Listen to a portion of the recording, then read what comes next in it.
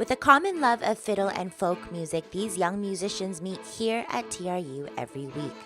From students as young as 5 all the way to 16, for Ingrid Johnston, the Cariboo Youth Fiddle Society is all about sharing the love and knowledge of music. We're kind of like a one-room schoolhouse. Big benefit to the younger kids because they get to hear what's going on above them and they're always listening and they learn by watching the older kids. The older kids, they get experience working with little kids, they get to be a leader, they get to be a mentor, and they get to share what they've learned. They get to give back to younger kids the same way they were mentored when they were little. Here, unlike most fiddle groups you might expect, the Cariboo Youth Fiddlers not only see the importance of showcasing other instruments, but they also rely on their ears rather than sheet music. I love it.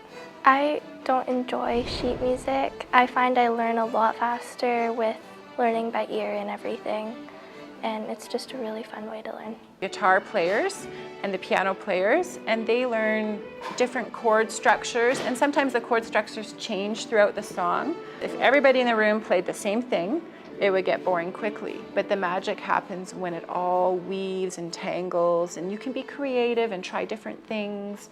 And what we do as we start something from scratch is we learn it by ear for the fiddle players, and we've decided to start everything we do by ear. They hear something and then they repeat it back, and then they hear a little bit more and they repeat it back. And that's a good way of learning if you want to learn it really deeply in your consciousness. That was kind of the old way, was to pass on fiddle music from, say, a grandpa to a grandchild or something like that. So we don't actually use music for the group, besides the chord charts for the piano and guitar. It's easier for me than reading music because I don't like reading music. So when she just plays it, we repeat after she does it, and then we can pick up like 5 songs by the end of an hour and a half. 5 years ago, as a fiddle lover herself, Ingrid, along with a group of parents, started this fiddle club in order to provide the gift of music to their children as well as the community of Williams Lake. I think it's a gift that parents give their children any musical instrument, not just the fiddle. We just wanted our kids to be exposed to fantastic musicians. So instead of us having to go to Vancouver for something, or Prince George, we thought, let's bring them right to Williams Lake. And other fiddle players, sometimes other musicians, we've had cellists, we've had guitar players, piano players, and bringing them to our community. They work with our children, our levels, and then we're ready to go to give back to the community. With exposure to mentors all around Canada, the Cariboo Youth Fiddlers are continuously getting inspired while learning. We have kids that are 16, and we have kids that are 14 and 12 and 10 and 8, and so, you know, there's such a passing on of the music from the older kids to the younger. And to me, the emphasis is on community.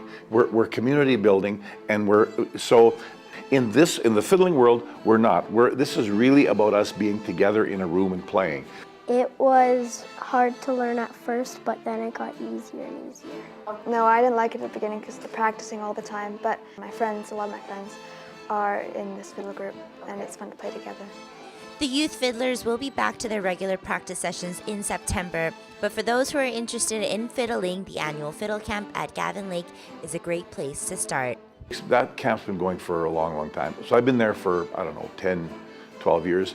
And that's, to me, the laboratory where all this stuff gets learned and experienced.